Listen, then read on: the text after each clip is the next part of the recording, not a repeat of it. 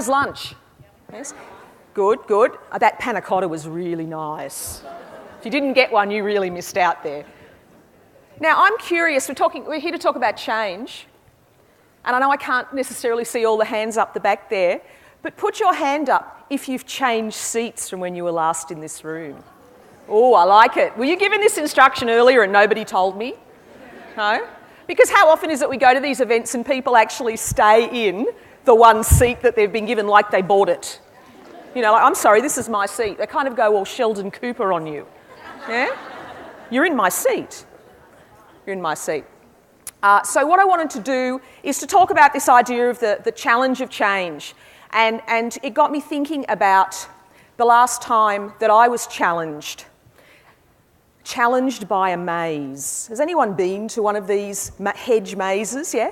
This isn't it, but I've actually been to the one in Tasmania. It's called Tasmazia. Right? Anyone been there? Anyone been to Tasmazia? Or, yeah? Did you get out without getting lost? Because I didn't. But change can be like a maze, can't it? There's all these different paths that you can take. You hit dead ends. Sometimes you enjoy the journey. Other times you go, can we just get there? And in fact, I remembered back when I was in Tasmazia, and I'd been speaking at a conference in Hobart, I think it was, and had some free time, so I could wander around doing whatever I liked, but I had some goals. So I reached the point of having been lost in Tasmazia for about, 20 minutes. And I looked at my watch and I thought to myself, look, I do have to get moving. I can't spend the whole day in here. And as it happens, about this time, a boy came past, a young boy, probably about 9 years of age. Anyone here got a 9-year-old boy? All right, okay. And you remember being a 9-year-old boy? I know there's a few gentlemen out there. Yeah, I'm so glad that the ladies didn't put their hand up to that one. So this 9-year-old boy came along and he looked at me and he said, "Are you lost, lady?" In a nice way. And I went, "Yes, I am." I said, "Do you know the way out? Because I actually need to go now." And he said, "I do, follow me." And I thought, this is great. So I'm following along and I'm going, "But I actually went down here before and it's a dead end. It doesn't work." He said, "Yeah, but I've got a trick." And isn't this what we're often looking for in change? We're looking for the magic trick. And some of you, I think, know what happened next. That he started to climb under one of the hedges. Let's just say that his body was a little smaller than mine. But I did follow him and got out with kind of dirty knees as well. But it's this idea of helping you find your way through this maze that is change to try to come out the other side. And it's this idea of helping to bring a framework to life, because that's what this conference is all about, is the quality framework. And I love this picture of there's the 4 little ladies who are going to be turned into topiary. And you know, you can see that there's a potential there, and what we're doing is just that little frame on its own doesn't really mean anything. When you attach it to a plant and then it grows into the shape, you've brought it alive. And that's what I'm hoping that we can do by giving you some ideas around change and how you can meet that challenge in a way that brings life to it. Now, in fact, when I was I put this presentation together a couple of weeks ago because the organisers, like to get it all in advance. But would you believe something happened yesterday afternoon that has actually brought to life for me? Now, keep in mind, I do not work in a childcare centre. I am not in your industry as such. But this brought the framework to life for me. Here's the story. I was on Facebook yesterday afternoon, right, as you do. And a friend of mine, I live in Brisbane, she's in Brisbane too, works for an early education centre. And she posted on Facebook something like this: "I'm so excited. All the hard work we've put in has finally paid off. We just got our excellent rating for our centre." And so there had been a few comments posted already by the time I saw this, and I couldn't help but go back and say to her, "Okay, was that from the company that you work for, or was that from somewhere else?" And she said, "Oh no, it was from this place called ACECQA." And so I went back to her and said, "I'm speaking at their conference tomorrow, can I mention you?" Because she was so excited that all this work they'd put in, they'd actually gotten this great rating. So congratulations to Karana Early Education Centre in Brisbane and Beck Janke and her team. I don't know if any of them are here today, are they? There's some, here they are down here. Now, I haven't actually spoken to Beck, or Boo as I know her as, about this because it all happened at the last minute. But to me, this brought it alive. That the excitement that you could sense even in her Facebook post about what it meant to go through this process, rather than, as I suspect many of you out there are going, quality frameworks, don't want to do this. And I see this in different industries all the time. You know, people see it as just a bunch of rules that have been imposed on them, rather than something that, if brought to life, can actually be really valuable to you. So what I want to do in the time that I've got this afternoon with my very large group here is three things. To look at this challenge from 3 points of view, and they are: understand what the natural laws of change are, right? Because there are some. And if you try and break them, it doesn't work. Use them to your advantage, right? If there's a law, why not use it to help you?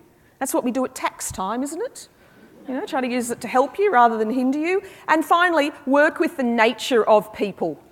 Right? They're the three key things that I want to look at in the time we've got. Now, we are a very big audience, and I'm going to try and do a bit of audience participation, but that, may not be entirely practical. But what I am going to do, just excuse me for a moment, is at the end, after they're finished doing the filming bit, because they said I'd drive the photographer mad otherwise, I'm going to give away 3 copies of my book. And you'll see a little theme about this as we go through. So you need to be listening, because you're going to have to know what I said to win a book. Okay? Now, speaking of books, I have been out in looking around all the booths, and I couldn't help myself. I bought a book. I know you can't all see it up the back, but it says Ready, Steady, Grow, and it has a giant sunflower with a face sort of drawn on it in the middle there. Is anyone sensing a little theme here? And I love this. I'm going to take it home and read it. In fact, I'm going to read it on the plane. That'll be really interesting. And the reason I bring this up is that in my business, I work from a philosophy that being a great leader is like being a great gardener, and that there are many angles that you can put to this. I am a gardener. This picture that you see is a garden that I created from nothing. But when I say nothing, it was grass. People called it grass. It was actually weeds that joined up. So it looked all green, and one half-dead tree, which I took out, and created my lovely little subtropical paradise in Brisbane, where I live. And there are so many different angles that you can take this on, that being a great leader is like being a great gardener. And of course, great leaders are great change agents. Leading is all about change. And it's also that I think educators are leaders. My background is in adult education. But whether it's adults, it's teenagers, it's small children, we are the role models. We are the leaders, in your case, of the leaders of the future. And I'm sure this has been said to you many times before, but in one of your rooms sits today, potentially, the next Prime Minister of Australia. Now, we used to say the first female Prime Minister of Australia. You can have the second one, but not the first one.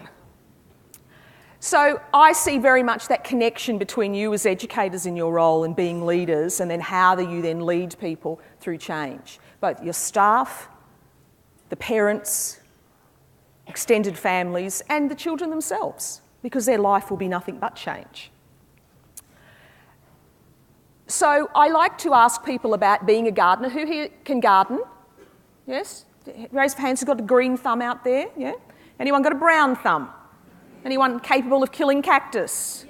Yes? Can I tell you now, there is a secret. It's the equivalent of crawling under that hedge that I talked about before. Here's a secret to killing cactus, or to keeping cactus alive. Stop watering them. In the words of Dr. Harry, I'm a bit of an animal fan as well, in Dr. Harry, turn down the love meter. Most cactus die because you're over-watering them.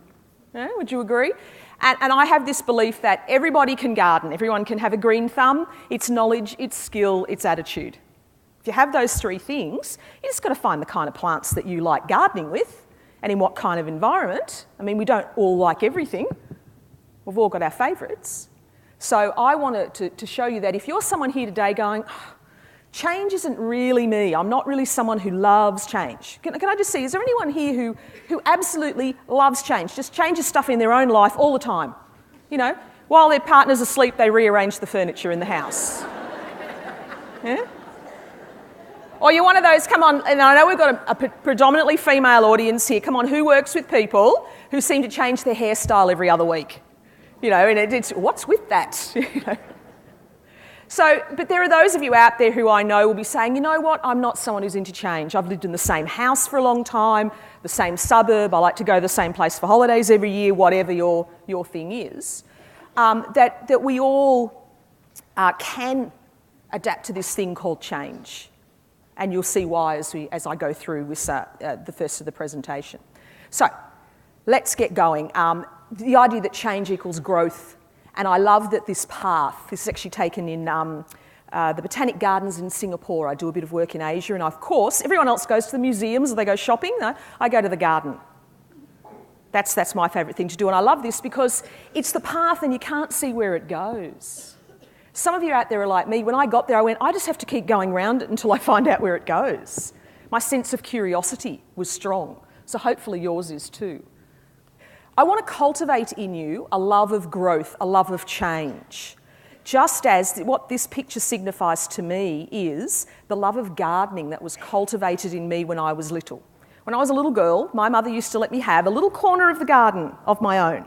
Anyone else's mum or dad let them do this? Yeah? Yeah. And I used to like to grow snapdragons, because they're really cute, or strawberries, because they grow fast and they're good to eat. And so that created my love of gardening, which has continued on to this day. Yes, this is me without makeup and bad hair in Northey Street City Farm, which is a community garden in Brisbane. I'm sure in many of your other cities that you have something similar. But what I want to do today, in talking about how I've developed this love of gardening, I want to develop in you a love of change. That it's something that you look forward to, that you embrace, rather than something you see as a thing we've got to go through and then we get out the other side. You know, when you're through changing, you're through. That's it. It happens constantly. So it's about that mindset shift. So, number one, we're going to look at these understanding the natural laws of change. And here's why, because if you don't, you will wear yourself out. This guy looks like he's been doing a lot of gardening. And if we fight against change and how it is, we will wear ourselves out. Who has tried to fight against things? You know, fight against something going on in your organisation or your community. You know, I'm not saying you don't fight for good causes, but it's very, very draining. You know, who fights their toddlers? Yeah. Or other people's toddlers. There was someone having a fight with a toddler on my plane this morning. We all got involved. Unless you were wearing really good noise-cancelling earphones. But you don't want to go against nature, you want to go with it. So let's learn a little bit more about what that means. Change is a constant in nature.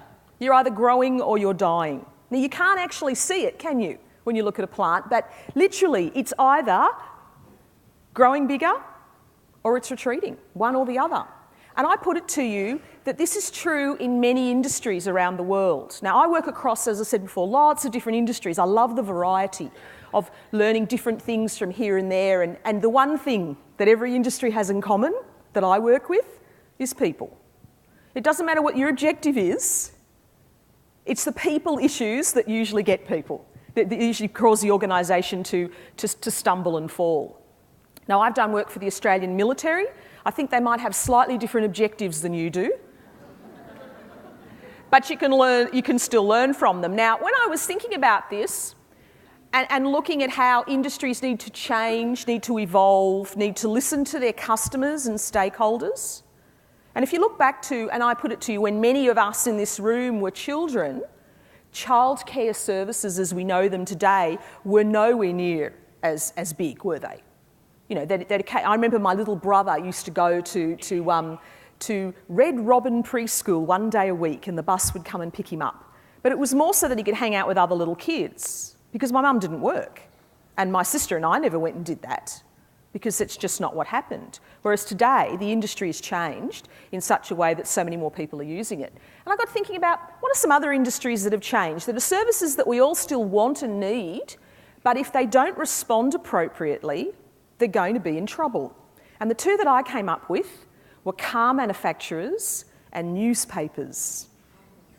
So think about it. There's been a bit in the press lately about the car industry in Australia, closing down and government support and whatever. Is this because we don't like cars anymore? No. We have cars. I put it to you, most people in this room, probably if you don't personally have a car, someone in your family does. Would this be true? Yeah, we all still want cars. We just don't want the ones they're making. We've got to think about adapting to suit the consumer and what's important to us.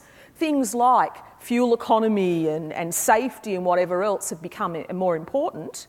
But if they're not making those cars, that's why we're not buying them. Now, newspapers is the other one. Who out there like me doesn't like getting newsprint on their hands? I don't buy newspapers anymore, but I still read them. It's called an iPad. And this is another industry that's finding if it doesn't change with the times, then it's going to go out of business. We still want information. In fact, we need a service even more today that disseminates information in a way that we can understand it. I read the Courier Mail in Brisbane, for obvious reasons. If you're not from Brisbane, don't read it. It probably won't make any sense. But there's a piece they do on there it's something like the news overnight. And it does a little summary of what's all the key things that have been happening around the world and puts it in one article.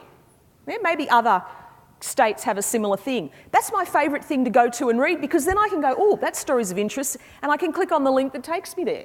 So I still want what they've got, but I don't want to have to leave my house. I'll take a step back. On Saturday morning, I don't want to have to get out of my pyjamas, or my onesie, as Nigel was telling me about before. Please tell me, does anyone here own a onesie? No? That's over the age of 2? Yeah. Personal opinion there. But I don't want to have to get out of my pyjamas to go to the store to buy a newspaper that's already put dirty marks on me by the time I get it home. And then when I've finished reading it, I have to get rid of it. So it's one of those industries where we still want what they offer, but we don't necessarily want it in the format they're giving it to us. Now, how do we relate this back to your industry then? Is that people want the service that you have to offer. But how it might have been back in those days when my brother went to the Red Robin kindergarten are quite different. The expectations that the parents have of what they're going to get out of the service is quite different. Now, I'm sure you're all very familiar with the term helicopter parent, yes? Who has some helicopter parents that they have to deal with, yes? Do any of you have what someone described to me the other day as a Black Hawk parent? Is this a new term for some of you? I didn't make it up, someone else told me it.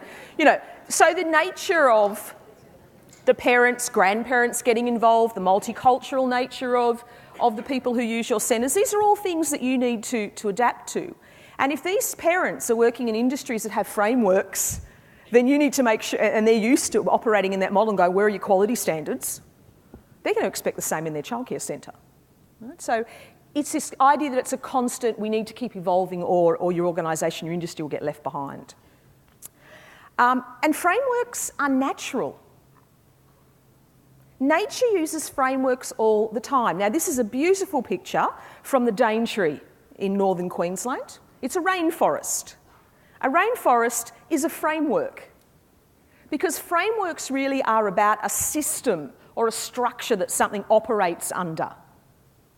And a rainforest has a framework. You need the big trees at the top that are providing the canopy. And if one of those gets knocked over in, let's say, a cyclone, it does all this damage to all the plants underneath because they're not being protected. And then there's the next layers down and next layers down until you get, the water running through this beautiful river you see here and the mosses growing on the rocks, and it's a complete ecosystem. It's a framework. So frameworks are everywhere. It's not unusual for an industry to want to have a framework. And there are consequences for not following frameworks. Now, this is the front gate. Well, there's not this much of the front gate left at Northey Street City Farm anymore. We had a couple of floods. Did you hear about that? Yeah, it's kind of washed away and they're going to get a new one. But I managed to take a picture of it before then. As I said before, I volunteer at the city farm, and our framework is organic permaculture. Now, that can mean many things, but the key thing you need to know it means is no chemicals. Right? So that's the framework that we operate from. Now, we have a nursery where we sell plants. People can come in and some of them are quite exotics or plants that haven't been around in the local area for a while. We also have a market garden, a market on a Sunday where we sell some of the produce from the farm. So we need to make sure that if we're telling people it's organic, that it really is. I mean, how would you feel if you went in to buy something organic and you got it home and sniffed it, went, I think there's a chemical on that. So that means that we can't have anyone coming into the farm spraying stuff around. Well, recently, we have done a new thing where we allow what's called allotment gardens. So instead of everyone working in together, you can actually have this little piece that's your own. But you can't put chemicals on it. Because if you spray it on yours, what's going to happen to the one next door? Or to the stuff the nursery's growing? So there are consequences of not following a framework. If you've got a rogue centre in your industry that goes, we're just going to do whatever we want, they're the 1 in 1,000 that are going to make the front page of the paper, aren't they? Like one I heard about recently where 2 very ingenious 4-year-olds figured out how to open the gate and wandered off down a main road. Please, I hope this wasn't your centre. That makes the paper, doesn't it? Not the thousands of other times that great things happen. It's the one time something goes wrong. That's what sells newspapers. So there are consequences if you don't follow what that set framework is. And they also, as I said before, frameworks, using this picture again, frameworks enhance nature. You know, whether it's topiary or we grow lots of things on trellises. Who likes wine? Any wine lovers out there? Who uses a wine at the end of the day as a stretch management technique? Who doesn't get to the end of the day? Yeah. Yes. Wine's good for you. Wine's good for you. But, you know, we wouldn't have a wine industry, you know, if we didn't have trellises with the grapes growing on it. You know, so frameworks actually are used to enhance nature, to get the most out of it, and that's where man and nature have come together. To say, okay, if we change this a little bit and use a trellis to grow those grapes on, look at the crop. Look at the diseases we prevent. You know, so you need to go away from here today, for you, but also the people who aren't here today, to put the message out there, you know what, this framework thing we've got to operate under, it's actually normal, it's natural, it's not something that's been imposed upon us, that we all go, well, we were doing perfectly fine before you said we had to do this. People get this idea in their head that when a framework like this is imposed on them, it's somehow saying what you did before wasn't good enough. But that's not the case at all. It's saying we know you're doing good stuff, but in order to prove that, we need some framework to hang it off. And going through this process, as I'm sure my friend Beck has done with her team, is you learn stuff. You realise that you're doing lots of things that you've got to be proud of. Anyone here ever gone for an award? Put your hand up to go in for an award. I can see a couple of people nodding. Every person I know that's ever done it, even if they haven't won, have said the process of answering the questions and meeting the criteria was a great realisation for them of how well they were doing. So even if you don't, first time off, get excellent, it doesn't mean you haven't, you know, demonstrated that you've got some great things going on and things to be proud of, things that you can celebrate. And so I think it's important to see those frameworks as enhancing what you do rather than some imposition that's going to create drama for you. And not everything you plant will survive. Have you noticed that, you know, you ever tried to plant a hedge? 4 or 5 things in the ground? Most of them live, one of them dies. This is actually taken at New Farm Park in Brisbane, near where I live. And I'm thinking of these poor gardeners going, they must be so frustrated. Because in fact, this hedge is longer than this stage. And there's one thing in the middle that's brown when it should be green.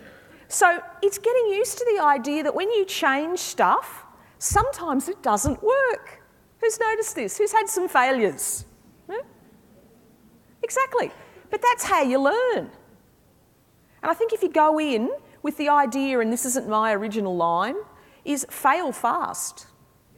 Fail in a way that doesn't harm people. Obviously, there are certain sorts of failures that aren't acceptable. But, realise that it's quite a normal part of the process rather than beating yourself up. Come on, there must be some perfectionists in the room. Where are you? Yes? Just a few. Nature is not a perfectionist. And so it's natural for some things to not go your way. You've got to see it as part of the process, not some sort of failing on your part. So I want to move on to the second one now. The second law is about using those laws to your advantage. Right? So we know that there are some natural laws now, that frameworks are normal, that change is constant, you've got to have it.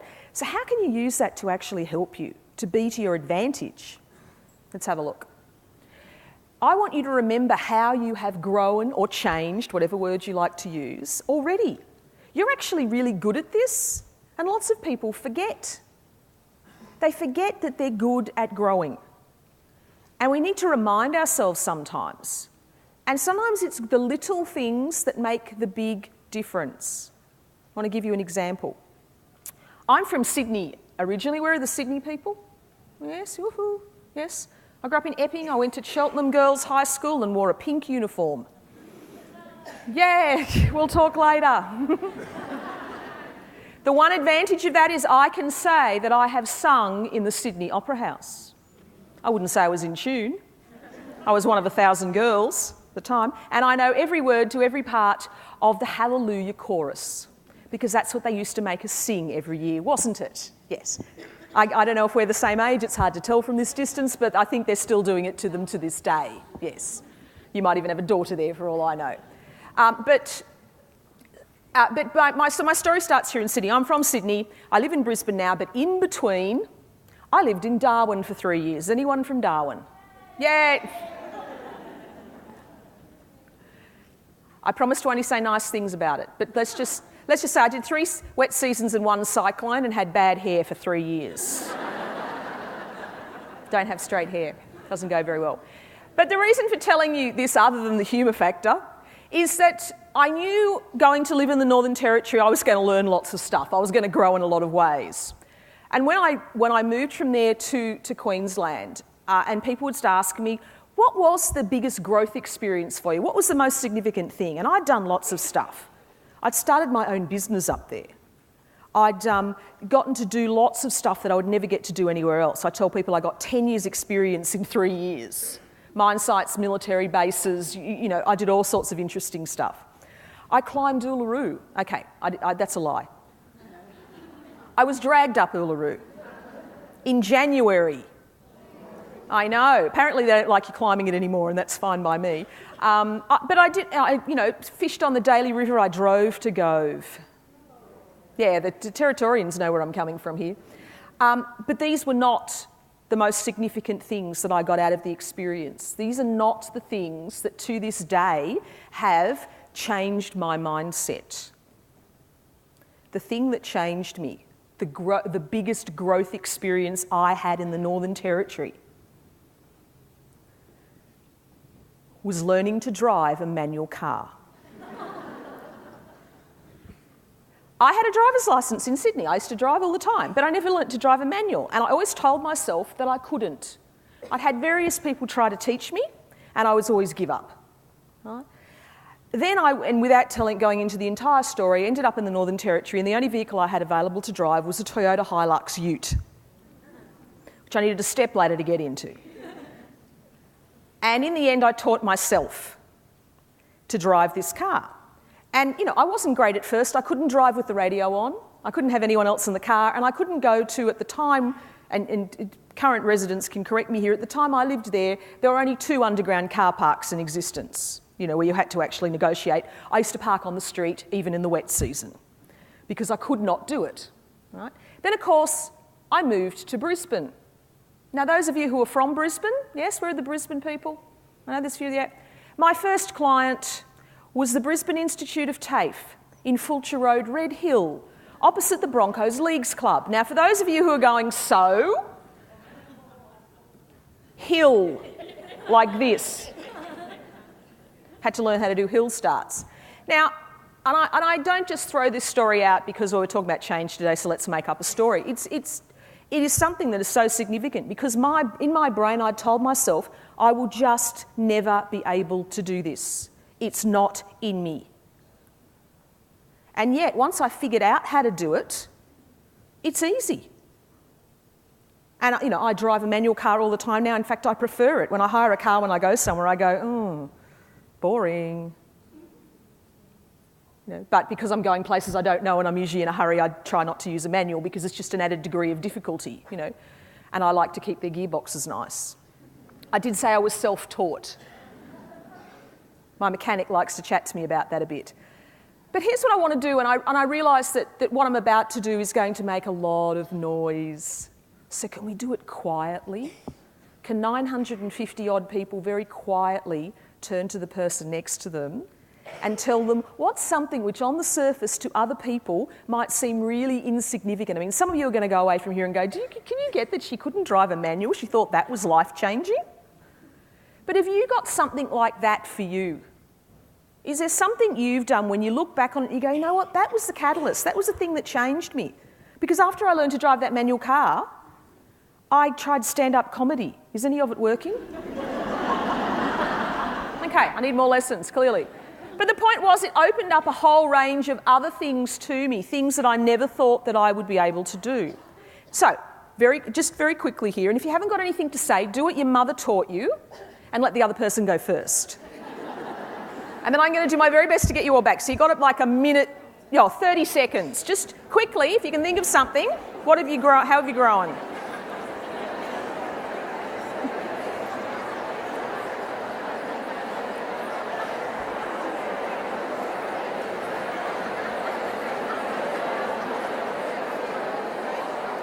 Okay, that's 30 seconds. Time's up.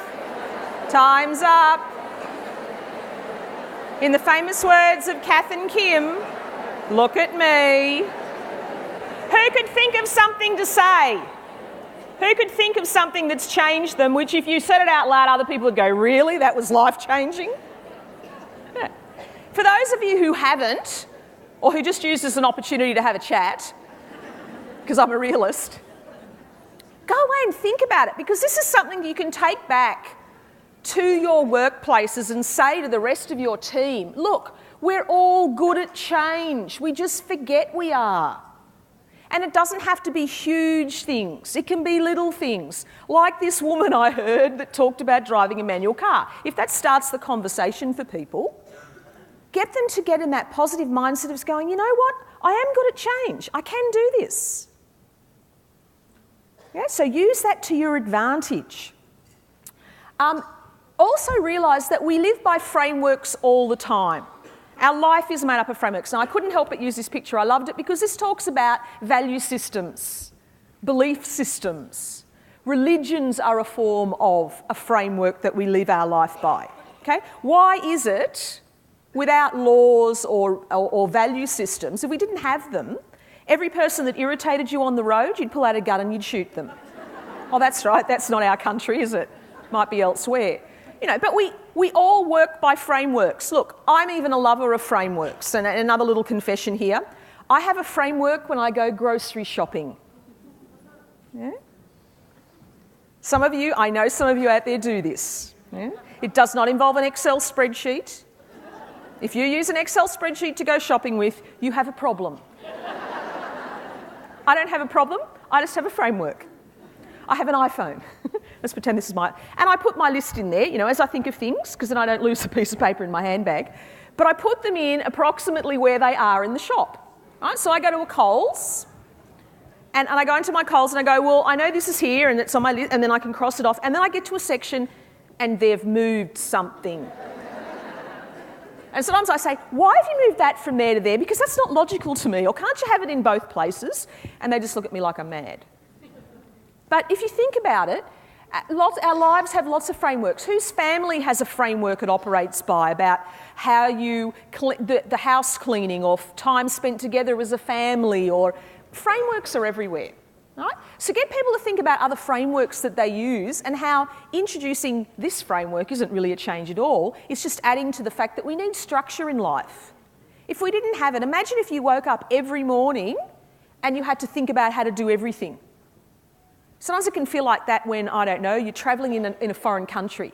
You know, how do I get breakfast and I don't speak the language and what's the conversion rate, and it can be tiring, can't it? You know, so you need that framework, that system to operate by so that you don't have to make as many decisions. It's also realising that sometimes stuff comes to an end, right? And it's okay to say we tried that and we're moving on. It doesn't mean that it fails. Now, some of you are looking here and going, why on earth has she got a picture of a glass of milk? Right? I like to think of myself as a bit right brain, a bit creative. Any other right brain thinkers in the room? Yes? I'm not in a room full of accountants, am I? Or lawyers or something? No. And I'm looking around and I know I've chatted to a few of you before, or you might have seen me wandering around. I'm a bit hard to miss in orange wearing a flower. And I noticed that we might have a little bit of age variety in the room. Would this be correct? Yeah? And maybe even some people who weren't born in Australia, right? So people from other cultures. This picture to me signifies a program that used to happen in schools that doesn't anymore. Are you with me now? Who remembers, or if you don't want to put your hand up in the honesty that you're that old, because I'm actually not old enough to remember ever having this at school, but who was told by somebody about the free milk program, right? So for those of you who weren't raised in Australia or who were just too young and going, huh? And your parents have tried to wipe it out of their memory, I don't know who used to pay for it, but these little baby bottles of milk, so they were little glass bottles with little like foil tops.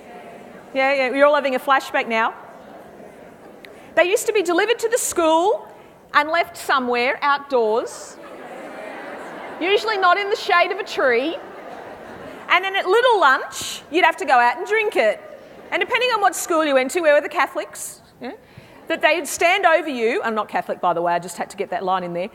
They would stand over you and you weren't allowed to go and play until you drunk your milk. Now, what happens to milk when you leave it in the Australian sun? It goes sour. So who's now having a taste flashback? It's okay, afternoon tea is after my session. You can go and clear your mouth out or borrow a mint from somebody. I've got some in my bag down there if you need them. But this is this idea that sometimes we change because a program comes either to the end of its natural life, it's replaced by something else that's more suitable. You know, just like in let's say, school canteens now. You know, when we went to school, on the few days I was allowed to go to the canteen, you know, it probably had quite a bit of junk food. And yet there are many, many schools now where there's no junk food, there's no peanuts in the premises, etc. And I'm sure much of that relates to childcare centres as well. So we've had to change the way that we do things and realise that stuff coming to an end isn't a failure by anybody. It's just times have changed. A bit like buying printed newspapers. 50 or 100 years from now, people are going to look back and go, you did what? You mean you actually killed trees to do this, to use for one day, and then you put it in the bin? You know, and think back to things that used to happen 50 or 100 years ago that we now look at and say, you did what? You know? I can't help but think back to a maths teacher I had who used to line us up in order of ability.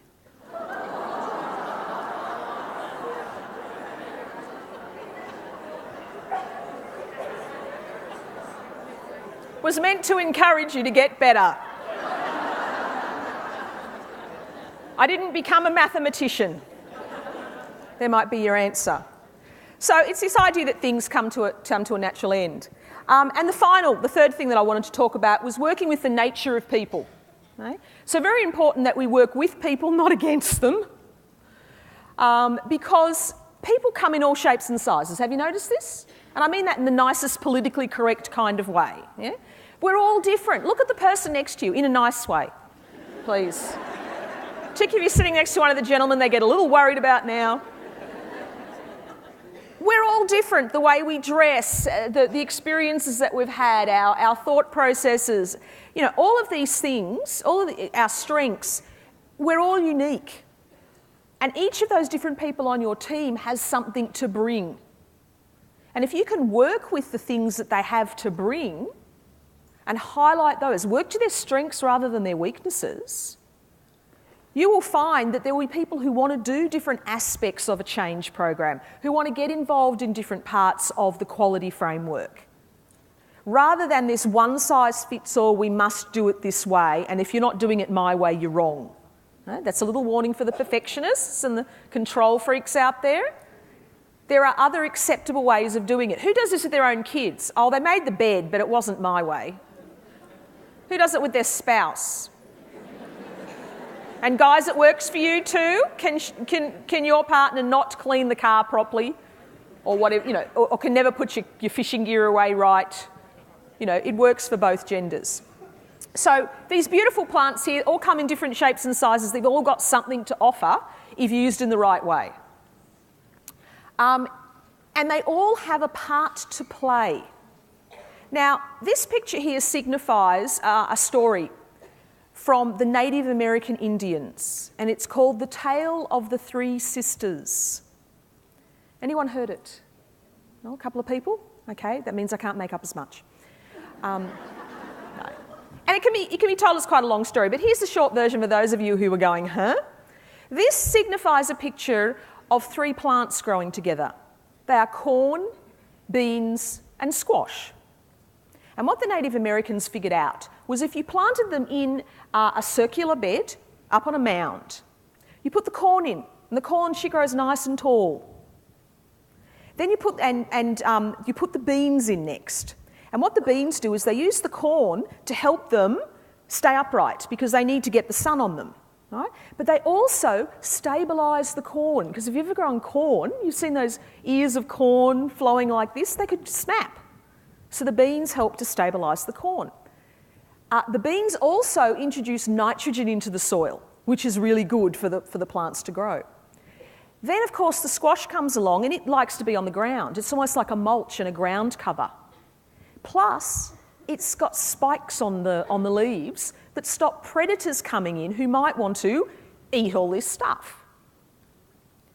The Native Americans also worked out that if you ate these three staples, you got carbohydrates, protein, and vitamins.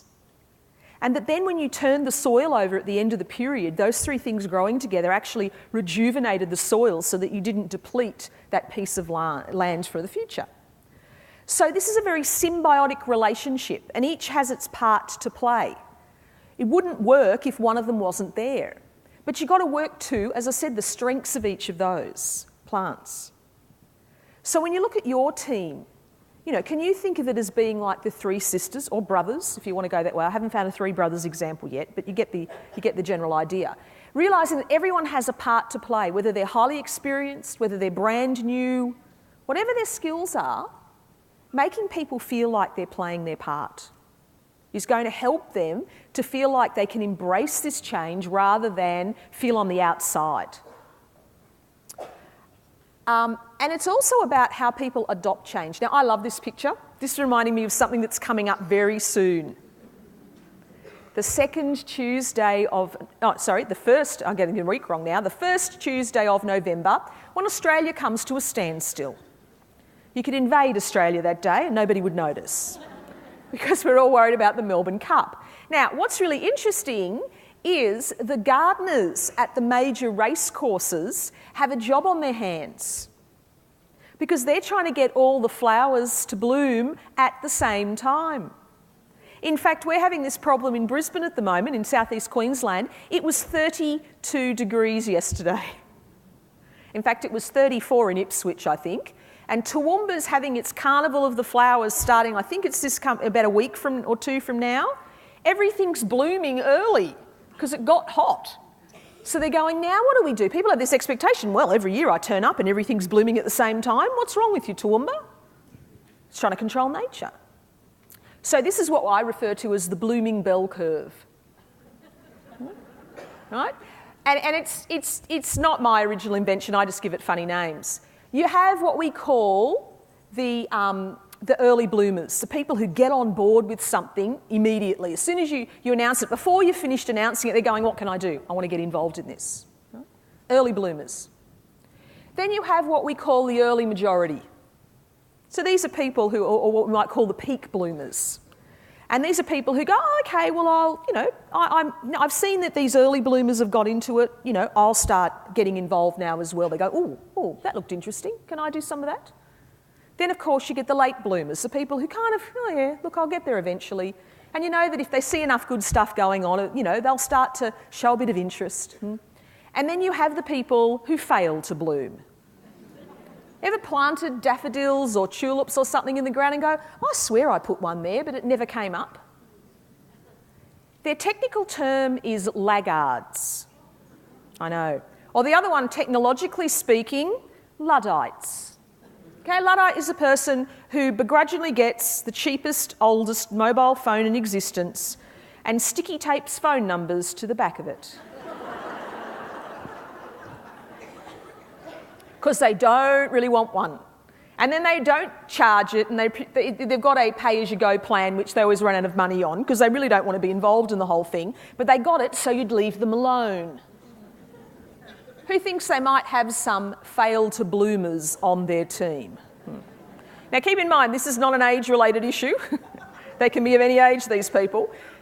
Here's the mistake we often make. Here's where we try to go against the nature of people. We go, you know what, if it's this lady here in the front row and she's going, oh, don't pick on me. If it was you that's the fail to bloom, we go, if I can get you on board, then everybody else will come. No, don't worry about her. Get all the early bloomers on board and they'll bring the rest. But sometimes we look out there and we go, I'm going to get the hardest case and I'm going to turn them round. You're just going to wear yourself out. Yeah? Because sometimes there are people who, if they just don't get it, maybe, because my background's in HR, maybe we need to help them find their next employment opportunity.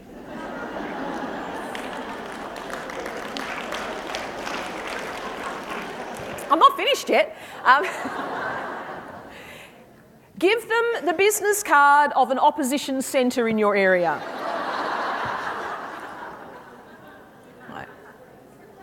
But I started this section by saying work with the nature of people. Okay, don't go against it. If somebody is saying arms folded, making sure I don't kill my microphone here, arms folded having a tanty going, I don't want to do this, let them sit in the corner and do that.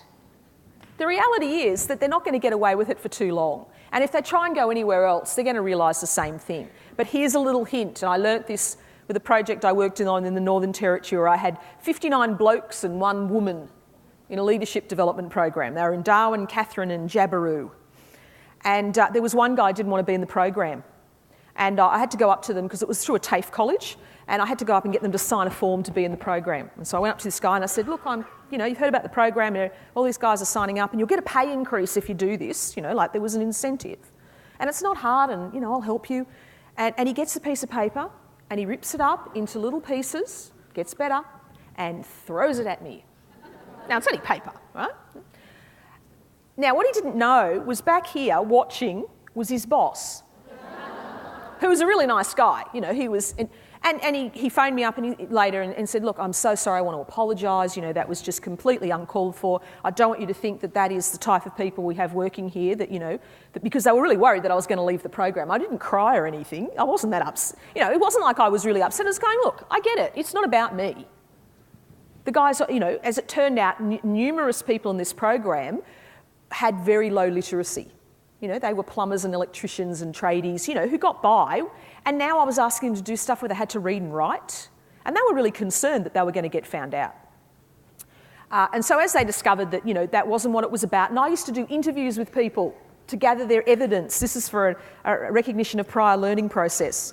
I'd do interviews with a guy called Mouse. He wouldn't answer to his real name.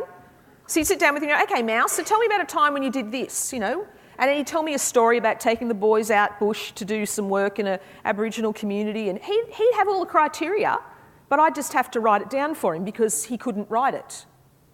So this guy started to figure this out, so he came back and he called me up one day and he said, I use Bob as the all-purpose name here, it's Bob, you got another one of those forms? And I went, yeah, sure, Bob. I'll be in, over your way this day.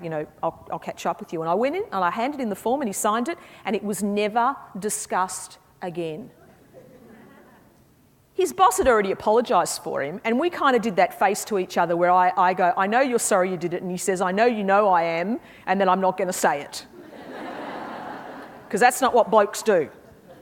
So my point is that if you've got people who are resisting and don't want to get on board, and then all of a sudden one day they're coming up to you and going, oh, I think I've got an idea for something, don't go, aha. You've decided to join us, have you? It will not win friends. You just ignore all that stuff that's happened, have a private little victory dance on the inside, yeah? Or at home, or, you know, whatever else, because it's the nature of the person. They are not going to say, you were right, I was wrong, I've changed my mind, I've seen the errors of my ways. The fact that you can even get them to entertain getting involved is a major victory, would you agree? And you've got to be realistic about that. So it's the different paces. So, sum up, because my time's nearly up, and I've got to give away those books in a moment. Here's with the 3 points. Understand the natural laws of change. Realise that, you know, frameworks are natural. That change in nature is natural. Right? Use them to your advantage. Okay? Figure out how you can demonstrate to people, you know, why a framework in your industry is normal and how you can work with it rather than against it, and then work with people.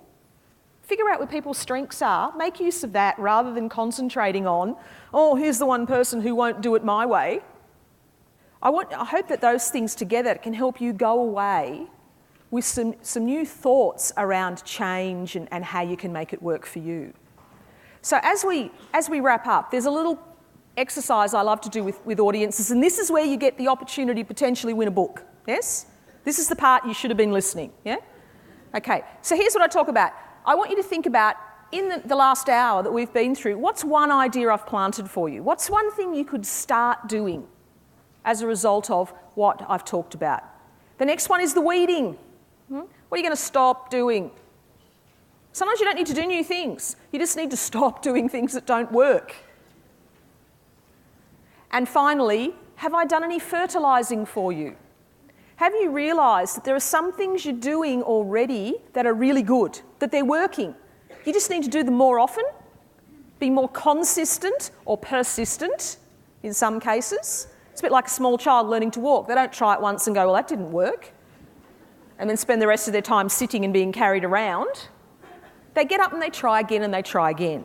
Right? It's the same with trying to change things in your centre. So I want you to have a think about, have you got one of those things? One of those things. Because what I'm going to do is wrap up, and then I'm going to come out in the audience, and we'll have one right up the back. Hello, people up there up the back. One in the middle, one somewhere down the front. And it's going to be a case of, you need to be willing to stand up and grab my attention to win that book and have something good to say. Right? Something that was a point you got out of this. But just to recap, to finish up, I hope that I've been able to help you successfully navigate this maze, that you found the exit without having to crawl under a hedge with a 9-year-old boy. That could come out the wrong way, couldn't it?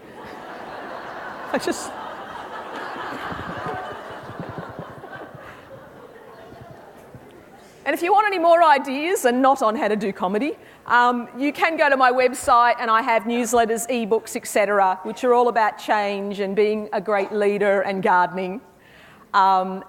So, on that note, I'm going to get off the stage with my 3 books, and I'm going to try and get up the back there without falling over. So you better have an answer for me, someone up the back, so that you can win one of these books.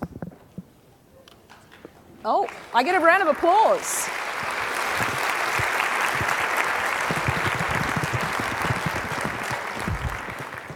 So they're going to leave my mic on. So come on, who have we got up the back? I'm going to come up this side.